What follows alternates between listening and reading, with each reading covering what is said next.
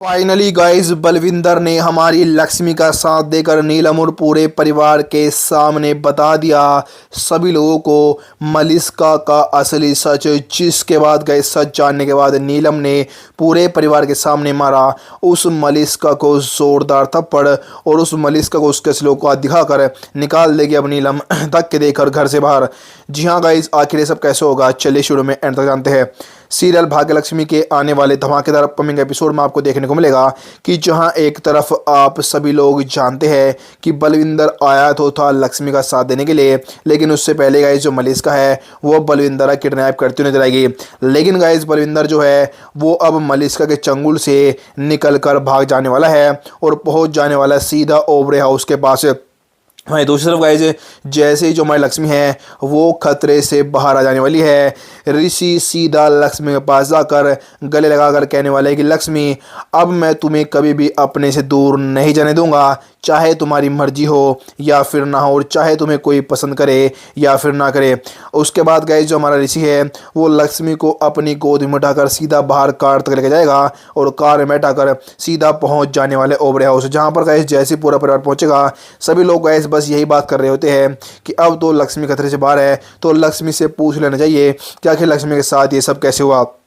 यह बात सुनने गई जो मलिष्का है वो काफ़ी ज़्यादा घबरा जाने वाली है और मलिष्का को लगता है कि लक्ष्मी पूरे परिवार को सच बता देगी। लेकिन गाइस तभी कहानी में एक ट्विस्ट आता है। बाहर से बलविंदर कहने वाला है कि मैं बताता हूँ कि आखिर लक्ष्मी के साथ ये सब कैसे। और जैसे गाइस बलविंदर की आवाज़ है पूरा परिवार सुनेगा, पूरा परिवार पूरी तरीके से शुक्र देने वाला है। और गाइस गुस्से में तो जाकर जो ऋषि है वो बलविंदर को पीटना स्टार्ट कर देगा। लेकिन तभी गाइस जो लक्ष्मी है वो कहने वाले रुक जाओ ऋषि, एक बार बलविंदर की बात तो सुन लो। उसके बाद गाइस जो बलविंदर है पूरे परिवार के सामने सीधा पहुंच जाएगा मलिष्का के पास और कहेगा कि मलिष्का आज तो मैं तेरा खेल खत्म करके रहूंगा किसी भी कीमत पर। उसके बाद गाइस जो बलविंदर है वो सीधा नीलम के पास जाकर सारी सच्चाई बता देगा